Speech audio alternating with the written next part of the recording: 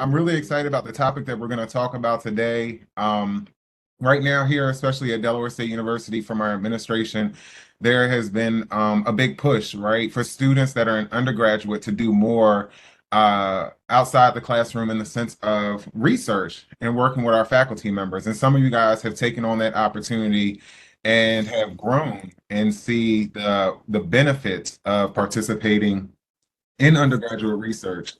And so today we have some guests, some distinguished guests that are researchers in their own right. And so we want to talk about unethical practices in conducting research because several of you guys have actually come to me and asked about starting to conduct research starting in this coming fall, which I'm really excited about because many of you guys are actually freshmen that will be going into your sophomore year in the fall. I'm gonna first let the guests introduce themselves, and then so that you guys, as far as students, have more of a context and understanding of what we are talking about when it comes to unethical practices and conducting research, I just have a few slides.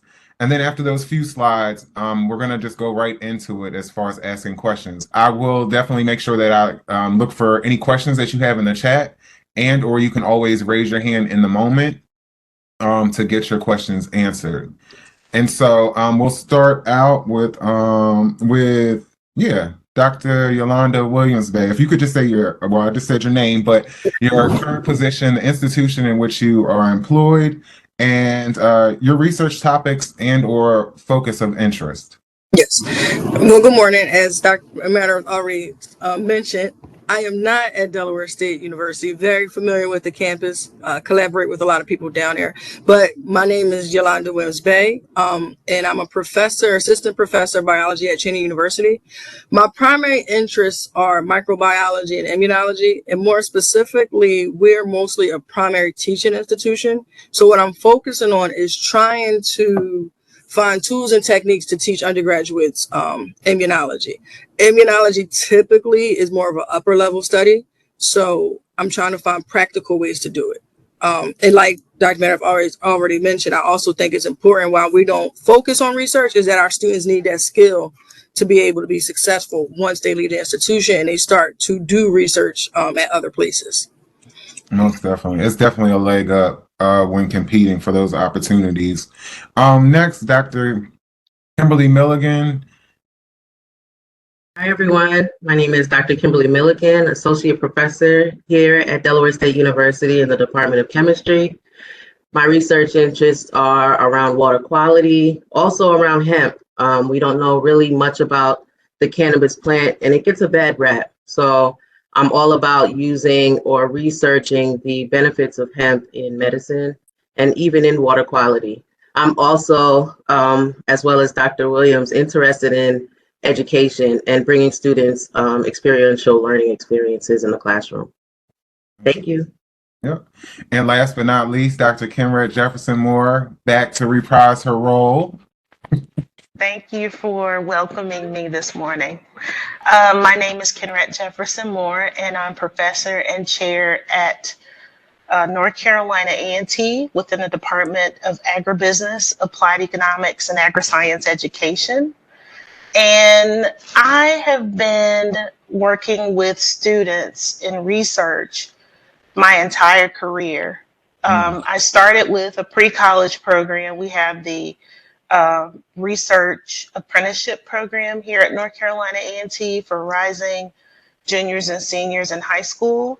And we started at that level and we've gone all the way to graduate school. So it's something that although I'm an administrator, I still do these activities because I believe in them, believe in the development of a student in terms of learning how to conduct research, learning that scientific methodology, and also just creating pathways for different professions within agriculture. So thank you for having me this morning. Thank you so much for coming, because I know that I always talk about you, so students already know who you are to me. And so I'm saying that because you were actually my first experience conducting research. So I might chime in for a couple little things Okay. that I might have questions specific to the panelists.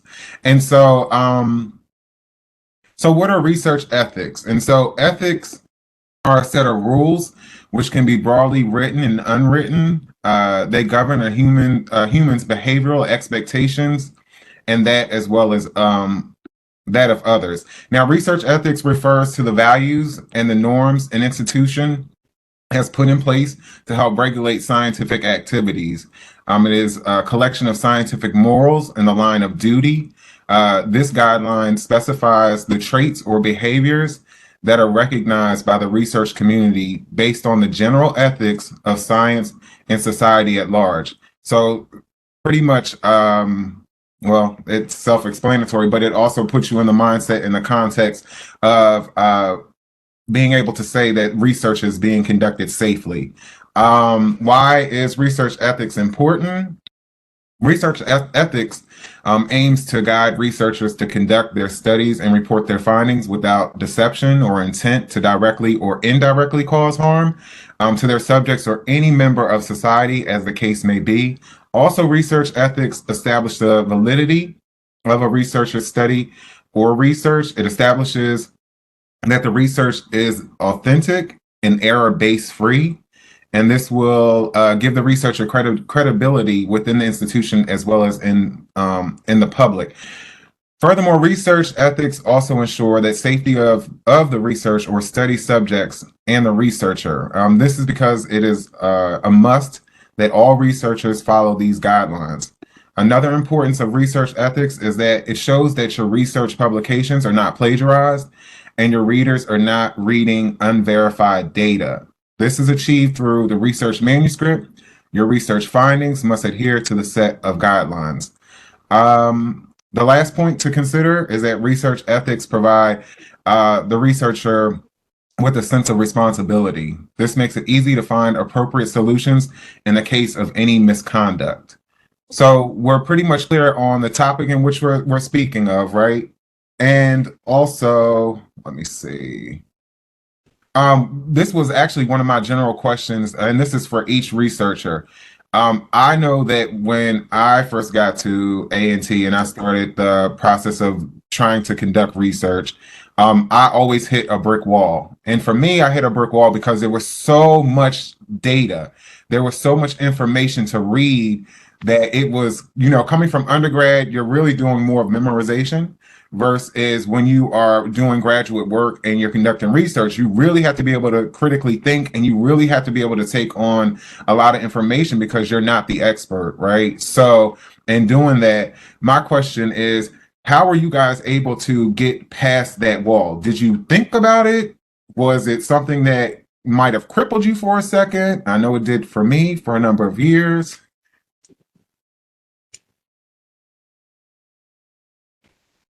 Dr. Milligan? I would say that if I remember back to joining my first lab, I think a lot of students have this when they come into my lab is, where do I even start? Like, you have to first figure out what it is that that professor is doing, and then try to come up with a question or a hypothesis about some project that's going to be meaningful to you and to society and your community. So I think that a lot of students struggle with, where do I even fit in this lab in terms of the research we're going to be doing and catching up? Like, where am I? So that would be where I would say most students struggle, and that's where I struggled coming into my first research lab. And then also, when you move from being a novice into being an expert, which part did or still does give you the most angst as far as the whole research process? And I mean all the way up to publication, because that can be its own. We're not going to go that far. I didn't. That's one of the 5 areas that there's issue. When you think about unethical practices and research, the 5th one is dealing with actually publishing. But as a faculty member, I know that we're under the gun for having to teach full loads, having to do research, mentor students, and then still publish, in these top tier journals. And I think that time, I think, is what motivates a lot of people to think about stepping into unethical practices. From a faculty perspective, there's just not enough hours in a day sometimes. And if you don't manage your time and you have a lot of students, you're thinking of, okay, I have to also publish. So that's me just coming from a faculty perspective. Okay. And Dr.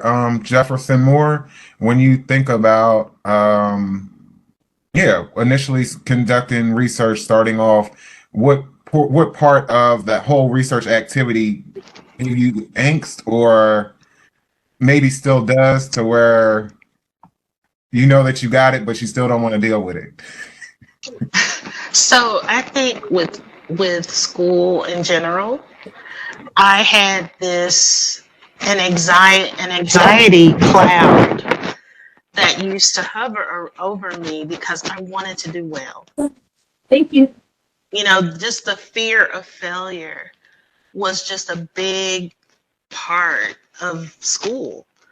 And to overcome that, one of the things that I did was I thought about the big picture. I thought about what I needed to do. And then I started to work in small bites. So I had to organize myself in a way that I could deal with the anxiety of just wanting to do well. And I agree, it's where you fit in, it's fear of failure, it's all of these things that are going on. And you also hear, can I do this? Can I really do this? And the answer is yes. You cannot eat an elephant in one day. Think about the end, keep the end in mind, and then, break it down into small bites. So what I mean by that is, when I started my master's, I would, every class that I would take, if there was a paper required, I would use my thesis topic as the anchor. I would try to answer or address something surrounding my thesis topic. What that did was it allowed me to read about the topic in small bites. And then I was reading and writing literature reviews. And then over time, you accumulate all of these reviews, article reviews, and you're like, oh my goodness. And it's a matter of assembling everything together. So I'm so happy that I was able to navigate that at a young age without any guidance. I had no guidance, but I knew that I wanted to do well, and I wanted to overcome, like you say, the angst behind it, that need to succeed, or that pressure to fit in. And so that would be my biggest recommendation, to not think that you have to do it all in one day. Yeah. That the learning process takes, it takes place over time. And I like how you said you also gave a strategy or a technique, in the sense of how to break down that literature in your classes, so that you're really not wasting time at all. What about you, Dr. Williams-Vey? Oh, your mic is off. Sorry about that. So I think I agree with what everyone said. And I think just tying it all in together, I think the hardest part for me is the angst around what is the question. And this is something new too. So what's the question that I'm going to ask that is interesting to me, but then interesting to the world? And it's strange because I went to HBCU for undergrad, and then I went over to a R1 to do my PhD. So sort of like Dr. Jefferson would said, you get in this lab, this big lab that already established things, and all they have you do is read in paper, right? Up until that point, though, like you said, Dr. Marif, you're just learning how to memorize stuff. Now you're at the stage where you have to memorize it and learn how to apply it. So just to tie into that, every time I went to a new lab, so I went to the R1 to do my PhD, then I went to NIH to do some research. And now I'm at Cheney, and every one of those places were different and unique, and I changed research every single time. So I'm always, how do I take my skills and build a new question?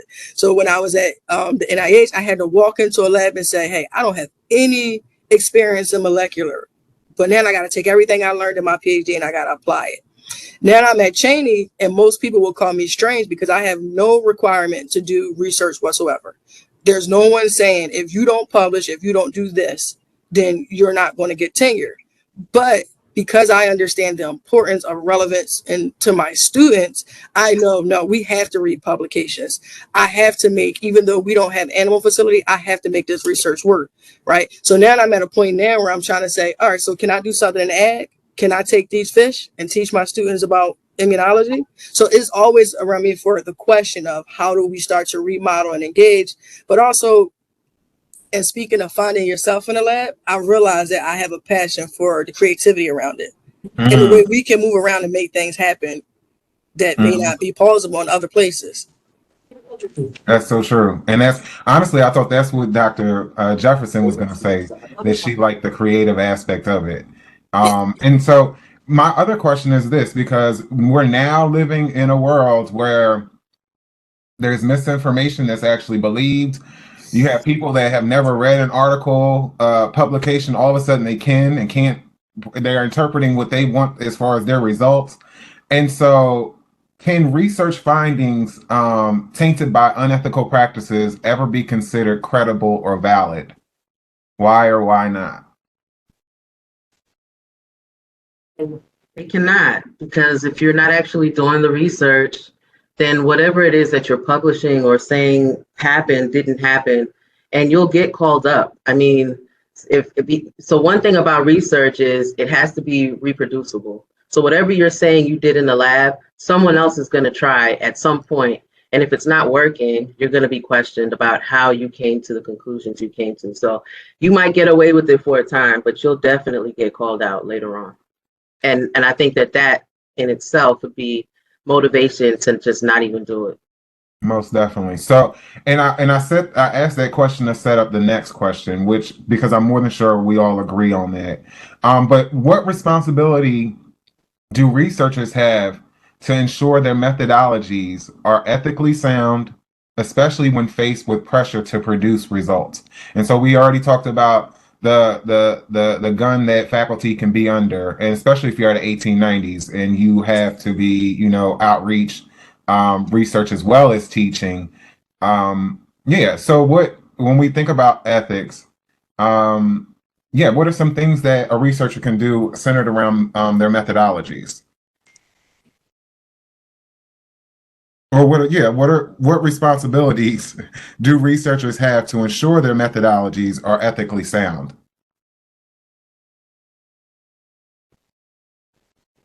This is for anyone.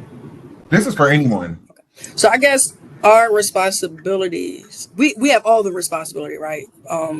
We need to make sure what we're doing is upstanding and what is right. So one of the reasons I think we have to be responsible is, one, I don't know how to say this, but sometimes we have this pressure on us and we have the pressure to succeed, but at the same time, we're highly scrutinized. And we're not the typical scientists come 50, 60 years ago, right? You're not Caucasian, you're not male. So everything you do is already questioned from that standpoint.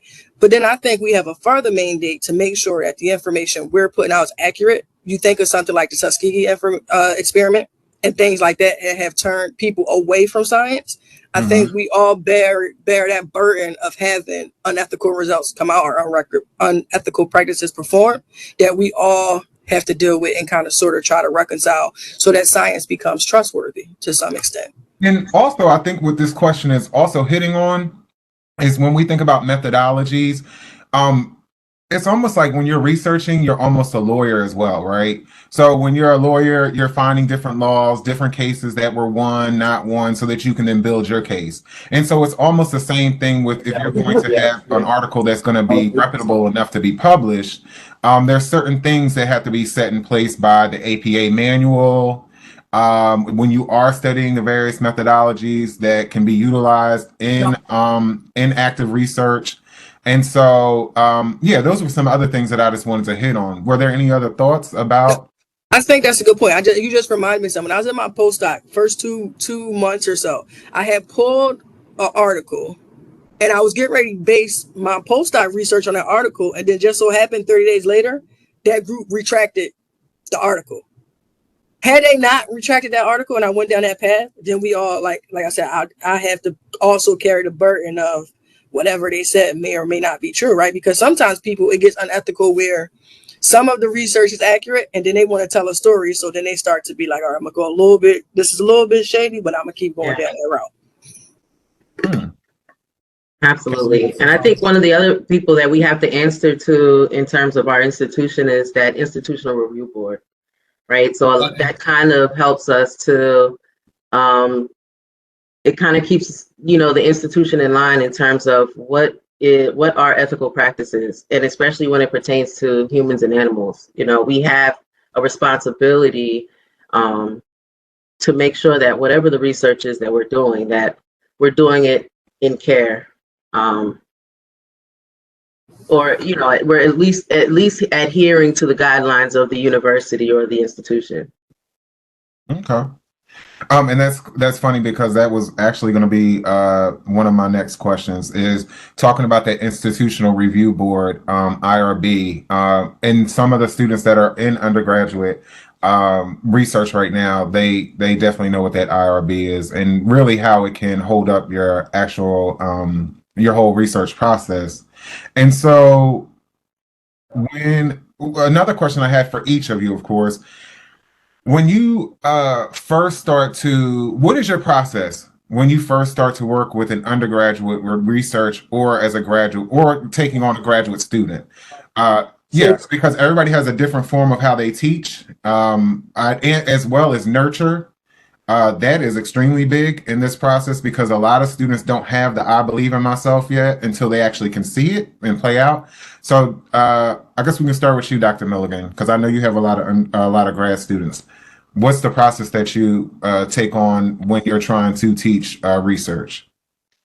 So the first thing is just to hand them a bunch of reading. So I know that at first it's kind of intimidating because the terms might not be familiar, but as you read through articles, you start to become familiar with certain terms that you see frequently. And so I encourage students to at least get a background on what we're doing in the lab. So we do give them a lot of reading, and then assign them to a graduate student that's currently working in the lab. So I am big on using the graduate students to help teach the undergraduate students, because I don't have time to be on the bench,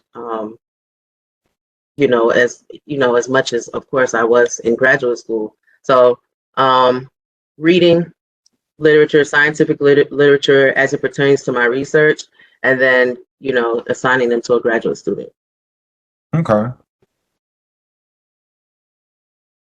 Dr. Jefferson Moore? I wish I used those practices. It makes sense. It should be the case because I don't have the time, but we have an undergraduate research scholar program.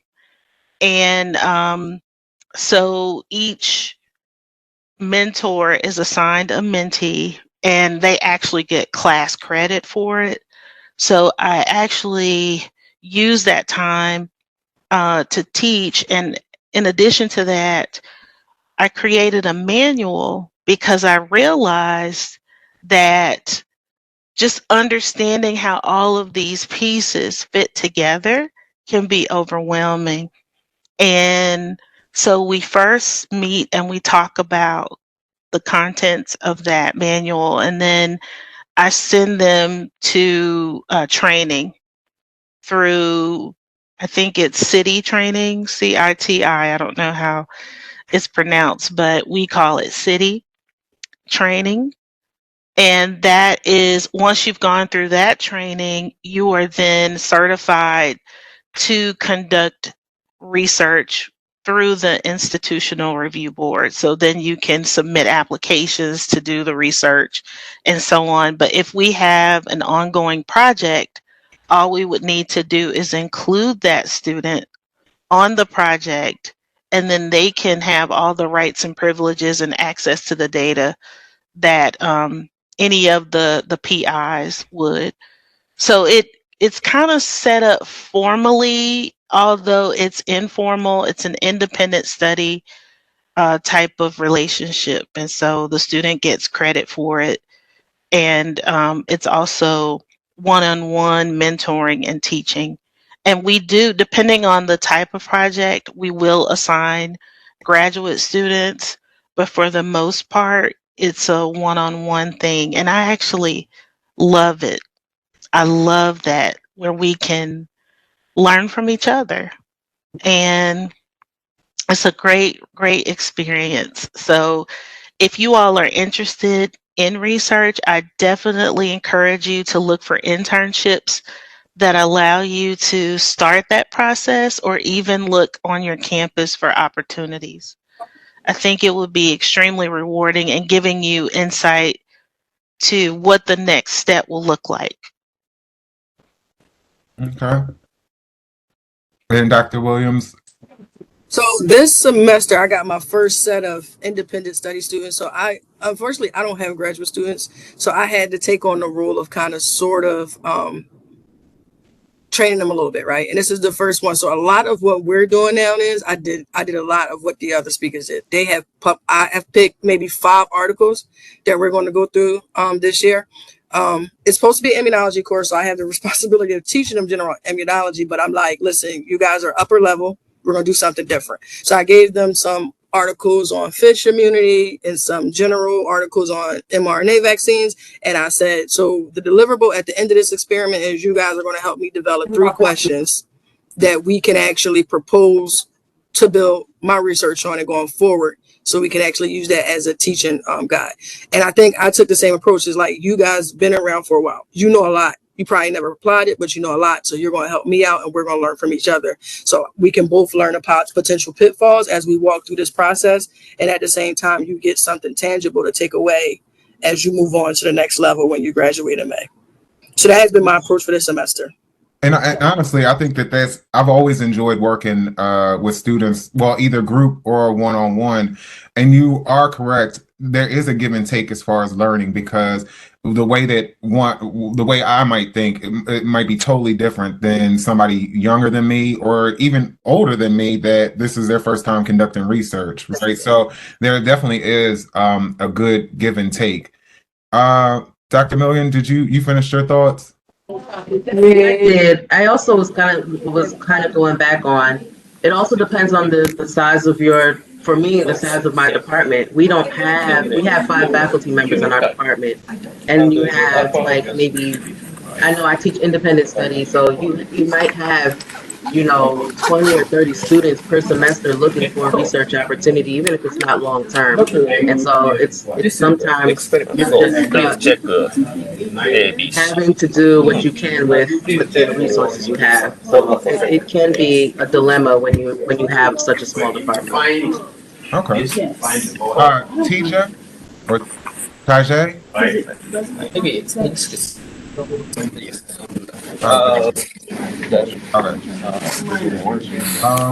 it Tajay? Teacher? Could you go on mute? Thank you. All right. So, like I said before, there were like 5 pillars when it came down to unethical practices in research, right? And so 2 of them that are really big and that you guys have definitely seen, whether you practice research or not, I'm going to go into just a little bit, and then we'll just close out. At this point, do you guys have any questions about research, unethical practices? None? Any that you've seen? I have a question. Yes. So, like, I guess, like, what I'm struggling with right now is, like, trying to find a research question. So, what's, like, that process look like for the 3 panelists? So, essentially, in coming up with your hypothesis, your hypothesis questions. I would like to take that question. Okay. It really depends on what your interests are.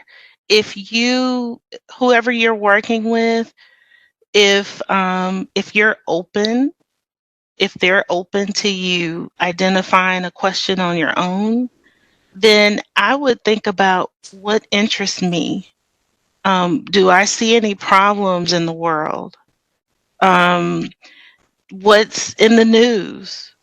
Are there articles in popular literature or just trends that you see that are happening that you're curious about? And Alex knows this very well, that I used to go visit my grandmother and I saw these birds, big birds walking around in the pasture, and I was like, what are those birds?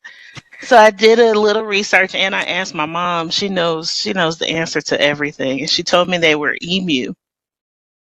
And I was like, emu? So I looked them up. I know they originated in Australia, and just wanted to find out a little bit more about that, and why did these farmers have them on their ranch in Louisiana? So it just led to one question after another, and it ended up in a thesis. So, just, I would say, are there things out there that you're curious about and you want to understand, well, why is that way? Or why are people doing this? Or why isn't this happening for a group of people? I think that's a really good start. That is a good start. And really what Dr. Jefferson is getting at is that by doing that piece, you're going to find trending or relevant research that's out there that might that's going to be beneficial, not just to you, but then also your readers or end users. So I think they say what research changes every 5 years. Yeah, it's every 5 More years. frequently than that. As Yeah. far as when it comes, okay, but I know if you're going to be writing in as far as in the social sciences, every 5 years you need updated publications is pretty much what I'm getting at. So were there any other questions before I put up these two? I just wanted to piggyback off of that, because one of the things that I do when a student comes to my office and they don't know what they want to do, is I'll ask them what their career goals are. And then I kind of let them think of, we'll sit on it together in a one-on-one session the first time we're meeting. And I had a student last week who came in and she wants to be a dentist. And I work on water quality and natural products like hemp.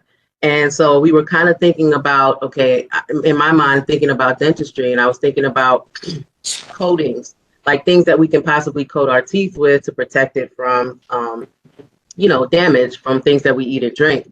And in like 15 minutes, she was thinking of natural products that she could use to coat teeth.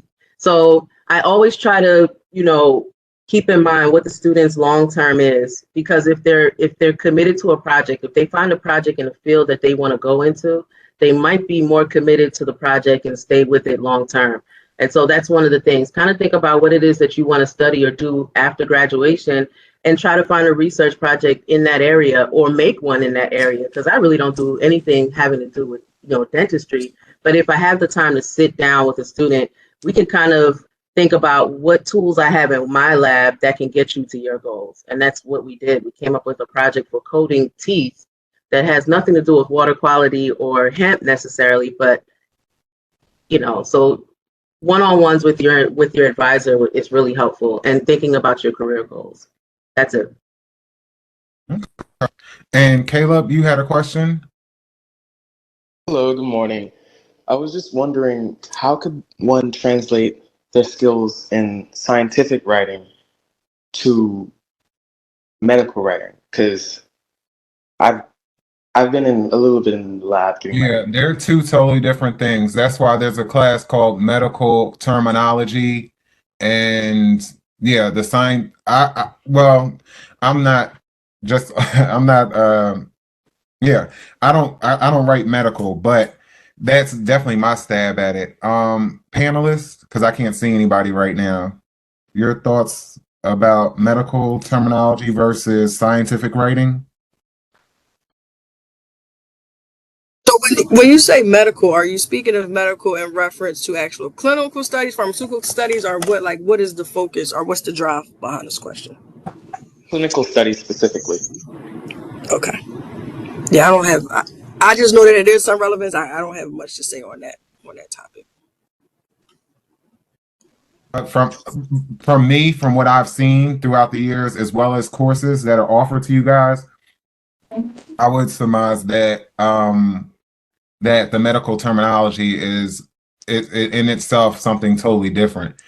But also, it's based off of STEM research. So I don't, that's why I was giving it more to the panelists because it could be a perfect marriage between actual medical terminology um, and conducted research itself. And I was sort of thinking the same thing because I remember it was a time when I was leaving my postdoc and I was entertaining going into the pharmaceutical direction, and it was mentioned that a lot of the skill writing is a skill across the board, right? So you need good communication skills whether you're no matter what you do in life. And I think the difference is developing those skills in a research lab and then finding the opportunities that can help you learn the language in that newfound field, but at the same time be able to bridge some of the information you already have, right? So some people, when you come into a field, don't expect you to know everything, but you can still use this as a segue to get into that next step. Okay. Thank you so much. And so when we talk about research data falsification, the falsification or fabrication of research data occurs when a researcher tries to manipulate the procedures used in conducting research or the important findings just to have the researcher's desired results. So recording non-existent data or falsifying a data recording is known as research fabrication. Research data fabrication is common in the pharmaceutical industry. They do fabrication to market a specific drug today to the general public without considering the drug side effects.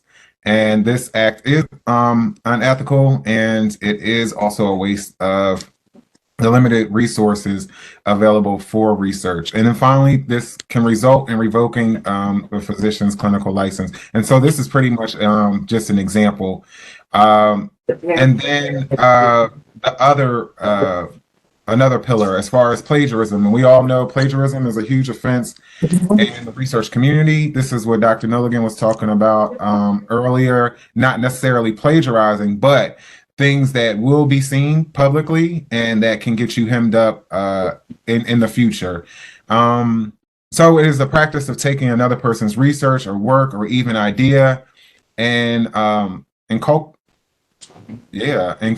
I'm going to put in calculating it in your writing without giving them dual credit. In some cases, just for recognition, the researcher can even use another person's research as their publication journal. I'm going to stop there. And my question is, panelists, or we can start with Dr. Milligan. Have you been in a place or had to reprimand or work with a student and identify, falsification of data?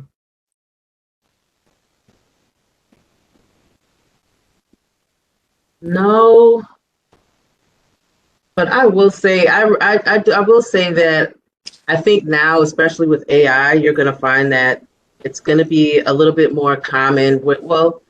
Guilty. I'll say that in graduate school, undergraduate school, I was guilty of cut and paste, and I actually got my hand slapped by my faculty members. So just being fully transparent.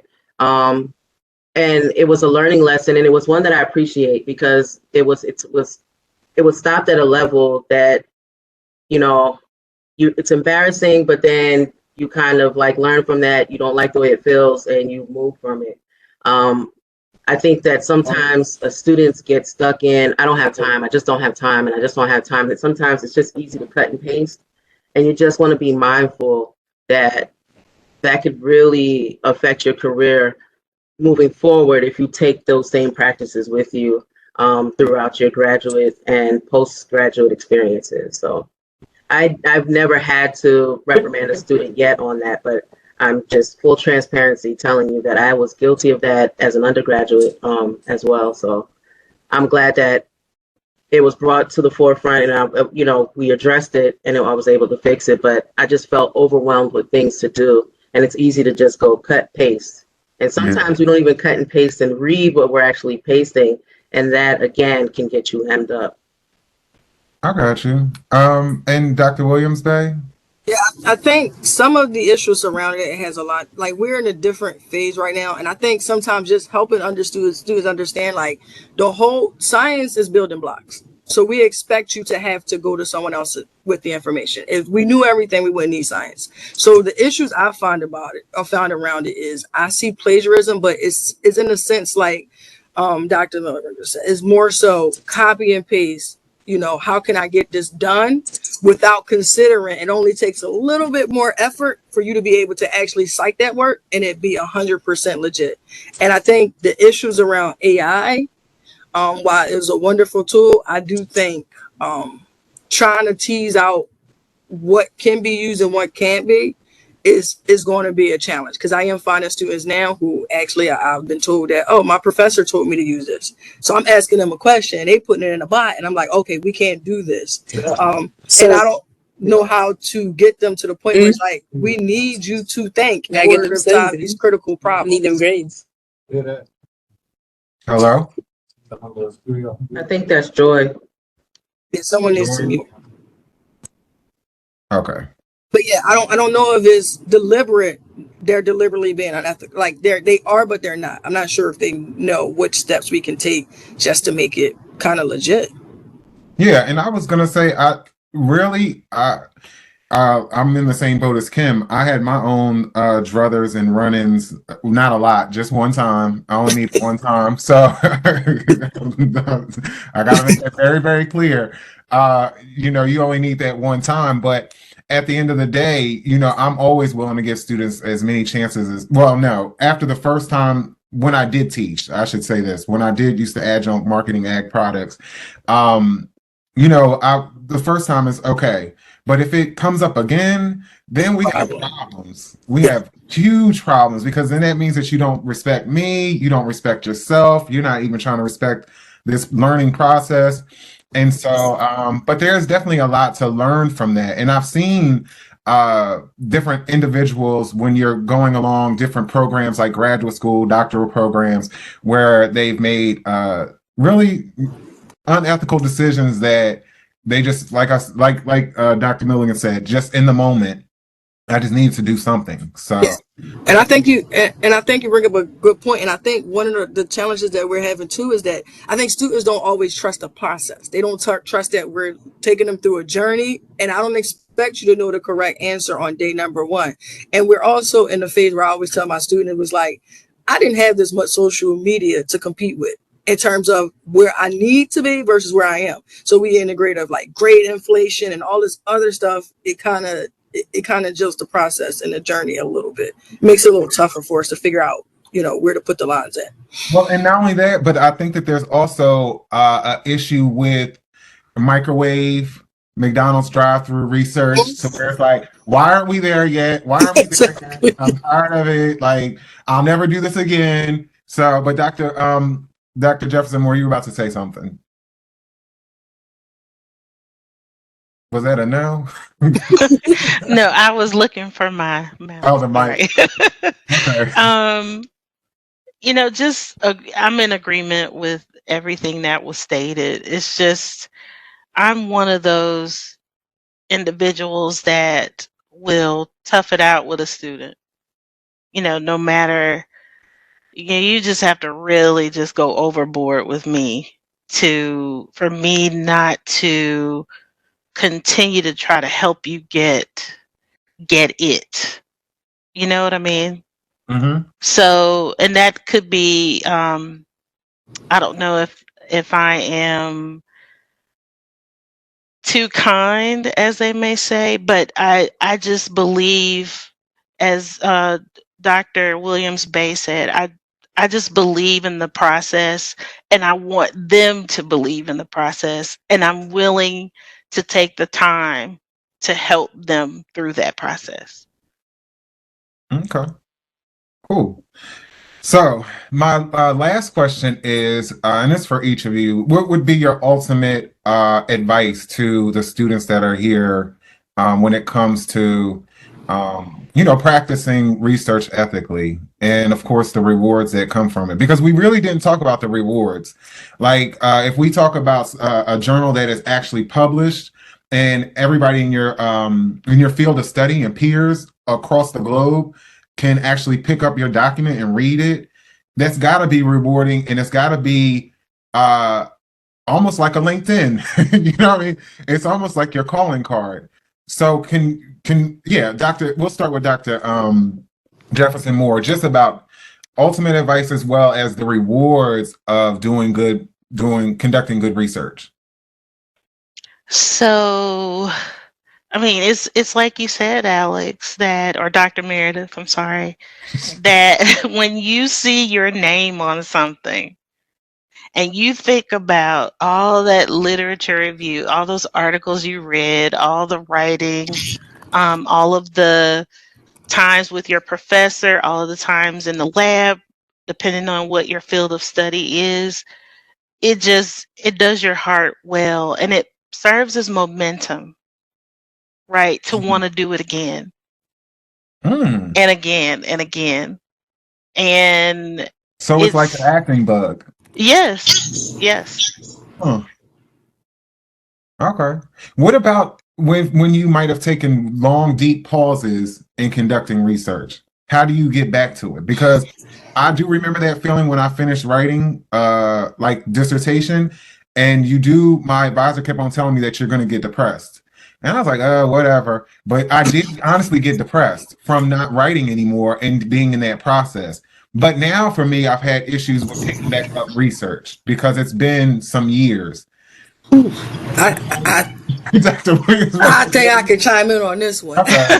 So I told you guys, when I got my PhD and finished my postdoc in 2013.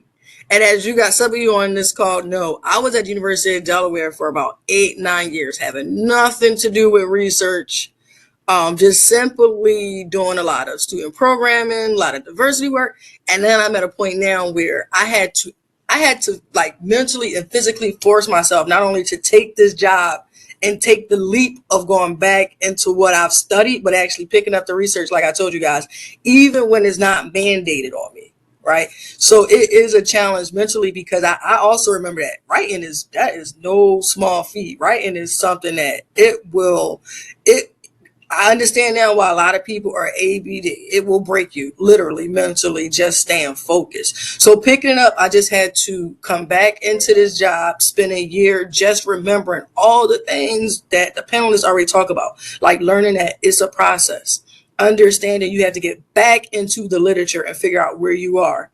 And then after being in the literature for a couple weeks to a couple months, then figuring out what questions you can ask. I'm literally at the state of implementing in my students what I've had to go through this process just to get back into the lab after taking such a long break. And sometimes it's tougher. And I think I have seen a couple instances where a lot of organizations are starting to offer professionals, funding to go back into research. So, because I had like a colleague, I was at NIH, he left the bench at the same time as me, went and did something else. And then, 5-6 years later, he got an award from the Association of Immunology to start all over again. So it's just that constant process of just starting over and remembering what it took to get to actually start out to begin with.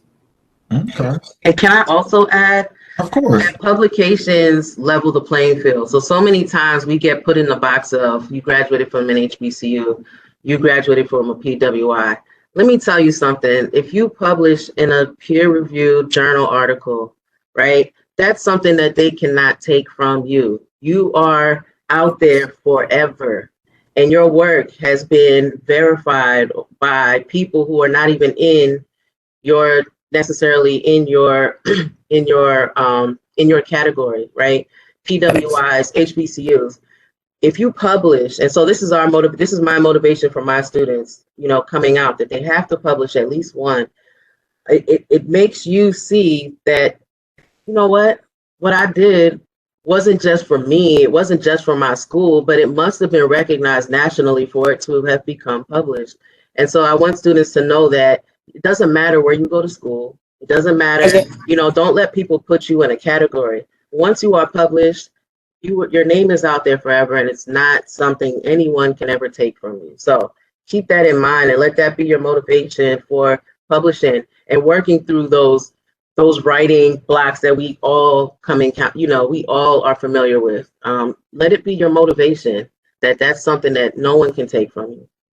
And I'm not trying to put you on the spot, Dr. Jefferson Moore, but I do always go back to that New Jersey story, probably because I was born there, where you were working for the USDA. But then I also remember that before that, when you were undergrad, you were working on a paper so hard that a professor said, "Oh my gosh, you can probably publish this." So I'm saying all that to say, especially, I'm not putting age on anybody, but at that time, that's why I said it could be almost used as a calling card. Were you ever sought out because of your work, your research work, from either an employer, a colleague, somebody? So this is an interesting story. So I had a paper in graduate school and I submitted it for presentation at a conference, went to the conference, presented the paper, and afterwards the moderator asked for a copy. I said, okay. So fortunately I had a copy. I gave it to her. A week later, she calls me with a job. She offered me a job in Washington, D.C. And that job funded the research that I conducted during my doctorate. So you don't know Yeah. where those opportunities are coming from and how that one paper presentation led to a job. I never interviewed for the job. Mm. I'm still in awe about all of the opportunities that came about just, pressing through the fear of, Mm. public speaking. We deal with that, right? You're in front of people that you feel know more than you do. What is my little research going to contribute? Apparently, she thought enough of it to think that I had something to offer in that research area. And so she offered me a position. Okay. I hope that our discussion further motivates and creates awareness about research and conducting research so that there is no anxiety or angst about putting yourself out there, because there are so many in right now. I think there's the InBreed program for undergraduates. There's so many opportunities right here at Delaware State University for you to literally walk into somebody's lab and they teach you what you need to know from the ground up. And if you were to move forward, you might end up having to pay for it, whether it's in graduate school or having the hard way of getting on the job and that type of on the job training.